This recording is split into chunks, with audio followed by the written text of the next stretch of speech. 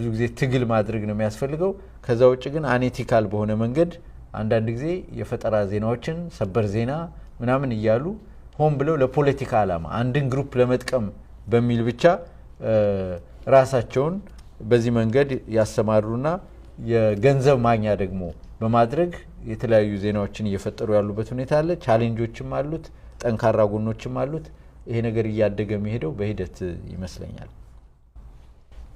ምናልባት መጨረሻ ላይ ያነሳው ይሄ የማህበራዊ ሚዲያዎች እየተስፋፉ መምጣትና የማህበራዊ ሚዲያዎች ወይንም እነሱ የሚያስተላልፏቸው መልእክቶች እንደ ሀገር ይጠቅማሉ ወይንስ ይጎዳሉ የሚሉት ነገሮች ስናይ ነፃ ሚዲያውን እነሱ ይወክላሉ ለናስባለን ወይንስ ደግሞ ለነፃ ሚዲያው የማህበራዊ ድረገጾች ወይንም ደግሞ የማህበራዊ መረጃ መረቦች ድርሻስ ምንድነው የሚሆነው ለምሳሌ ጥላቻ ንግግሮችን መንግስት በጥላቻ ንግግር ላይ አንድ መመሪያን አወጣለሁ ሲል እነዚህ ማህበራዊ ሚዲያዎችን ማፈንስ ይቻላል ያንስ ካረገ ወደ አፈና ወይንም ደግሞ አላግባብ ወዳሉ እርምጃዎች ይወስዳል ብለን እናስባለን አሪዮት እንግዲህ ማህበራዊ ሚዲያው አሁን ያለውን ትልቅ ሚና እየተጫወተ ያለበት ምክንያት አንዱ ይሄ ሜንስትሪም የሚባለው ሚዲያ ተገቢውን የሆነ አገልግሎት እንዳይሰጥ ታፍኖ ስለነበር ነው አሁንስ ነፃ ነው ወይ የሚለውን ቀደም ትንሽ ስላልኩበት እሱ ልለፈው አንዳንድ ጊዜ ይሄ ማህበራዊ ሚዲያው አክቲቪስቶች ወይንም ደግሞ ብዙሃኑን የመከተልና ይሄ ዋናው ሚዲያ በዛ ተጽዕኖ ስር የመሆን ነገርም ይስተዋላልና እሱ እንግዲህ ከመንግስት ችግር ሌላ በራሳችን በጋዜጠኞች በሚዲያው እንደዚህ ልታነሹ የሚገባም ችግር ነው ከዛ በተረፈ ማህበራዊ ሚዲያ ላይ ለማፈን እስካልሆነ ድረስ ህጎች ቢወጡና የጥላቻ ንግግር ያው ወጥቷል እንደዚህ አይነት ቁጥጥሮች በትክክል ከማፈን ውጪ ለሆነ አላማ ሆነው ቁጥጥር ቢደረግ ምንም ችግር የለውም ጥሩነቱም ይታየኛል ምክንያቱም ህዝብን ከህዝብ ላይ ያጋጭ የሚችል ነገር የተለያዩ የግለሰብ መብቶችን የተለያዩ ቡድን መብቶችን የሚጎዳ ነገሮች ይታያሉ ጥቅሙ እንዳለ ሆኖ ለመልካም ጉዳይ የሚጠቀሙት ለሀገር ለሚጠቅም ለወገን ለሚጠቅም ነገር የሚጠቀሙ ሰዎች እንዳሉ ሆነው ማለት ነው ስለዚህ ዋናው ነገር መነሻ ሐሳቡ ምንድነው አንድ ነገር ለማድረግ የሚለው ነው በመንግስትም በኩል ትልቅ ነገር ሆኖ ለኔ የሚታየኝ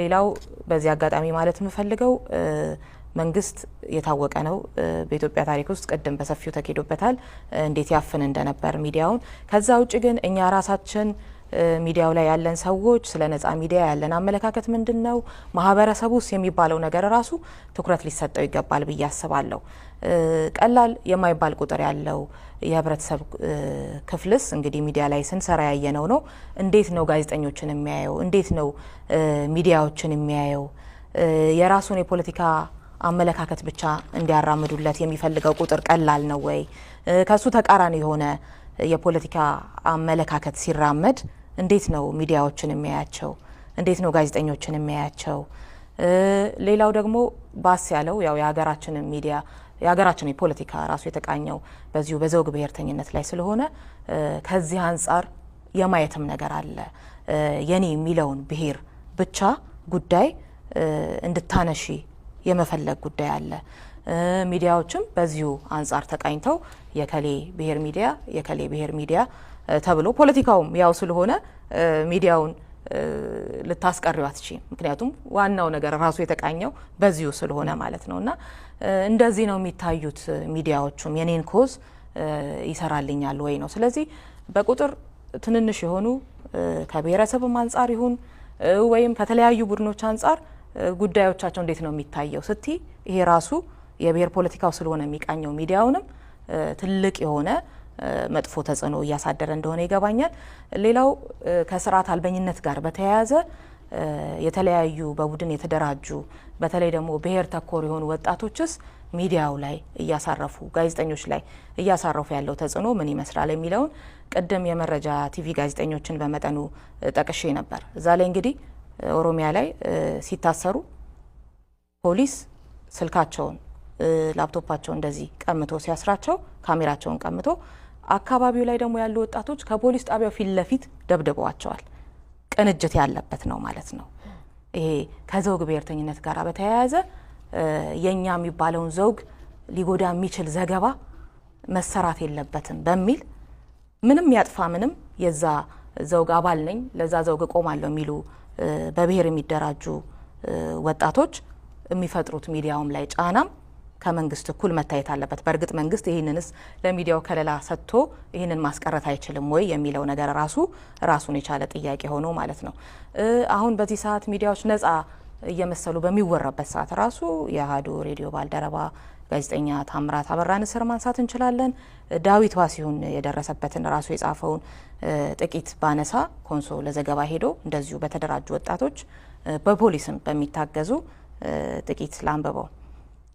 በኮንሶ ከተማ የደረሰብኝ ዝርፊያ፣ ድብደባ፣ እስርና እንግልት ባጭሩ ይህን ይመስላል ብሎ በአኪያ ሚዲያ በሰላም ጉዳይ ለምንሰራው ዘገባና ዶክመንተሪ ፊልም ቀረጻ ለማካሄድ መሄዳቸውን ይገልጻል።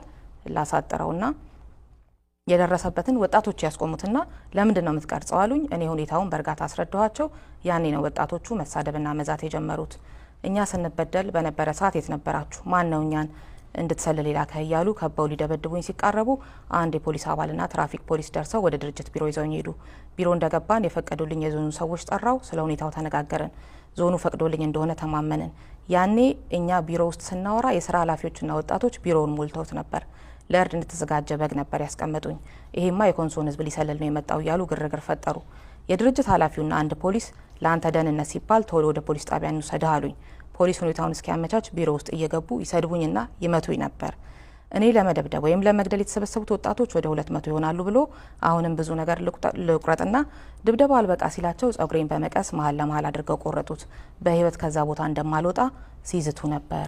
ከዛ በኋላ እንዴት አንድ ሰው አነጋግሯቸው በአካባቢው ቋንቋ እንደተረፈ እንደዚህ በዝርዝር የጻፈው ነገር አለ። ሙሉን ላለማንበብ ነው ከሰዓት ቁጠባ አንጻርና እንደዚህ አይነት ነገሮችም ትኩረት ሊደረግባቸው ይገባል። የሚዲያ ነጻነት ስንል አንድ ክልል አካባቢ ላይ ጋዜጠኞች ሄደው ስለዛዛ አካባቢ ስለተፈጠረ በደል መዘገብን ራሱ የአካባቢ ወጣቶች እንዴት ይረዱታል? መንግስትስ ምን አይነት ከለላ ያደርጋል ነጻ እንዲሆኑ ሚዲያዎች፣ ጋዜጠኞች የሚለው ነገር ትልቅ ትኩረት የሚሰጠው ነው ከመንግስት አፈና በተጨማሪ ማለት ነው። እንግዲህ ባለሙያዎችን ስናነሳ ባለሙያዎች ላይ ከሚደርሰው ጥቃትን ባለፈ ደግሞ የባለሙያዎችን ስነ ምግባርስ እንዴት እናየዋለን? ከነጻ ሚዲያው ጋር በተጓዳኝ የሙያው ባለቤቶች ወይም ደግሞ ይህንን ስራ እየሰሩ ያሉት አካላት እንዴት ነው ነጻ ሚዲያውን ማገዝ የሚችሉት ብለን እናስባለን? ተወልደ አመሰግናለሁ። ኢየሩሳሌም ስለ ነጻ ሚዲያ በስፋት መነገር መሰራትም እንዳለበት አምናለሁ። ምክንያቱም ትልቅ አቅም ነው። ነጻ ሚዲያ ማለት በሰለጠነው ዓለም ሚዲያ አራተኛ መንግስት ነው እና ከፍተኛ ተጽዕኖ መፍጠር ይችላል። እንደኛም ባሉ የአፍሪካ ሀገራት አምባገነን መሪዎች ቀድመው ከሚቆጣጠሯቸው ነገሮች ሚዲያ ዋነኛው ነው። በተለይ መፈንቅለ መንግስት ሲደረግ በቀዳሚነት እንዲያዙ ከሚፈለጉ ተቋማት ሚዲያ ነው። ምክንያቱም ህዝብን በስፋት ቶሎ መዳረስ ይቻላል፣ በዛ መልኩ ተጽዕኖ መፍጠር ይቻላል ተብሎ ስለሚታመን የሚዲያ አፈና ከሚፈጸምባቸው ዋነኛ ምክንያቶች እነዚህ ተጠቃሽ ናቸው ብዬ አስባለሁ። ከዛ ጎን ለጎን ባለሙያዎች እንዳልሽው ለነጻ ሚዲያ በተለያየ ዘመን በተለያየ ወቅት መስዋዕትነት ይከፍላሉ። ይህን መስዋዕትነት የሚያስከፍላቸው ምናልባት መሪዎች የሚያደርሱትን በህዝብ ላይ የሚፈጽሙትን በደል እውነት በማውጣት ነውና የህይወት መስዋዕትነት እስከ መክፈል የሚያደርስ ሙያ ነው የጋዜጠኝነት ሙያ። በሀገራችንም ታሪክ ባለፉት ስርዓቶች ያየነው ይሄንን ነው። በኢትዮጵያ ፕሬስ ታሪክ ውስጥ የራሳቸውን ህይወት አሳልፈው ሰጥተው ለህዝብ ነጻነትና እኩልነት መስዋዕት የሆኑ በርካታ ሰዎችን ማንሳት እንችላለን። ለምሳሌ ባለቅኔው ነጋድራስ ተሰማ እሸቴ በኢትዮጵያ ፕሬስ ሲነሳ ባለቅኔ ናቸው። በቅኔያቸው የቀዳማዊ ኃይለ ሥላሴን ስርዓት ሲተቹ የነበሩ ለግዞት የተዳረጉ አንጋፋ የሥነ ጽሑፍ ሰው ናቸው። አቤ ጉበኛን ብናነሳ ስርዓቱን በግልጽ ይተች ስለነበር መጽሐፍቶች ስለጻፈ በአደባባይ ለህልፈት የተዳረገ ሰው ነው። እነ ጋዜጠኛ አሳምነው ገብረወልድ ለዚህ ሞት ያደረሳቸው ስርዓቱን ይተቹ ስለነበር ነው።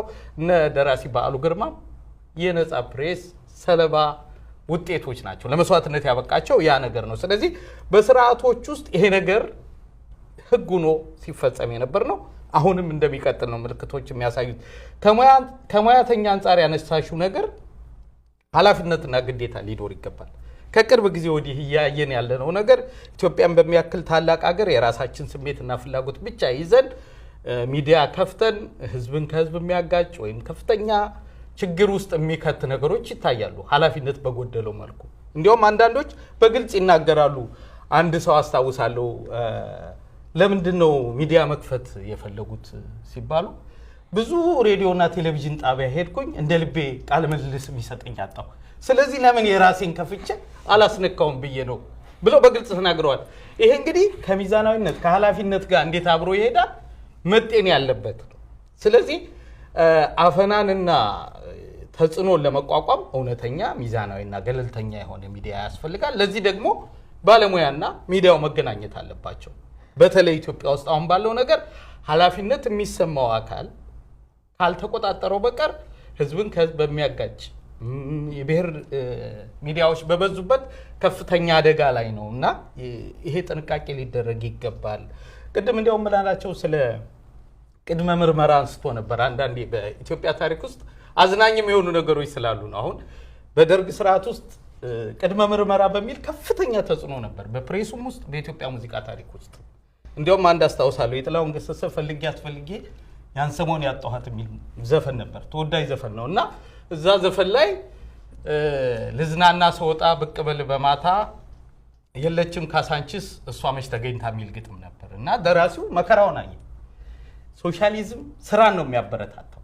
አንድ ቆንጆ አንተ አፈቀርክና ይህን ያህል ስራ ፈተን አዲስ አበባን መዞር ምን ይሉታል ሲባል በግዴታ ከስራ በኋላ ብቅ ብል በማታ የለችም ካሳንቺስ እሷ መች ተገኝታ ብሎ ግጥሙ እስከተተ እና እንዲህ አይነት አፈናዎች የነበሩበት ፕሬስም የነበራት ሀገር ናት። ስለዚህ ይሄ መለወጥ መሻሻል አለበት፣ ግን በኃላፊነት ስሜት ለማለት ነው።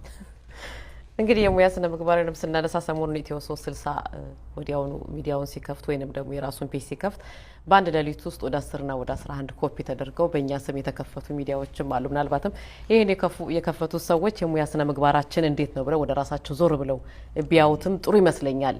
ማለት ከዝርፊያ አይደለም ሀብትን ወይንም ደግሞ ህዝብን ማግኘት የሚቻለው እውነትን ሰርቶ ቢያመጡት ይሻላልና በአንድ ሌሊት ውስጥ ያን ሁሉ መስራት ምናልባትም የሙያ ስነ ምግባር ስንል ይሄንም ያካትታል።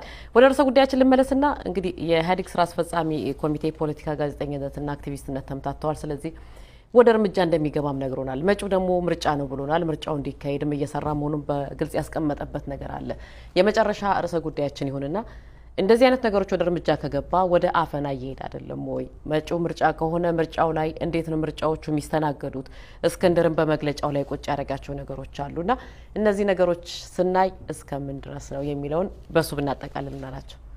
እንግዲህ አሁን ያለው ገዢ ፓርቲ የትኛው ይሆናል ምርጫው ወደፊት በስራው ነው የሚገለጠው። ሚዲያ ለአንድ ማህበረሰብም ሆነ መንግስት በተለይ ያልታዩ ነገሮችን በማሳየት የህዝቡን ብሶት የህዝቡን ችግር በማስተጋባት የፖሊሲ አቅጣጫዎችን ለማውጣት እንዲያስችል መረጃዎችን በመስጠት ረገድ በጣም ጠቃሚ የሆነ ጉዳይ እንደሆነ መገንዘብ የሚያስፈልግ ይመስለኛል። አምባገነን መንግስታት ሚዲያ ሊወዱ አይችሉም። ምክንያቱም ግብራቸው በሙሉ ህዝብ ላይ ችግር በማድረስ ህዝብን በመግደል በመጨቆን በመዝረፍ ላይ የተመሰረቱ ስለሆነ የግድ እንደዚህ አይነት ሚዲያዎች አይናቸውን ሲጥሉባቸው በዛ ችግር ምክንያት ሚዲያን ጠላት አድርጎ ወደ መፈረጅና ጋዜጠኞችን ወደ ማሰር ወደ ማሳደድ የሚሄዱበት ምክንያት ይሄ ነው እና እውነተኛ የህዝብ እና የአገርን እድገት የምመኝ ህዝብን ለማገልገል ኮንትራት የወሰድኩ ነኝ ብሎ የሚያስብ መንግስት ካለና በሚምለው በሚገዘተው ጉዳይ መሰረት ለህዝብ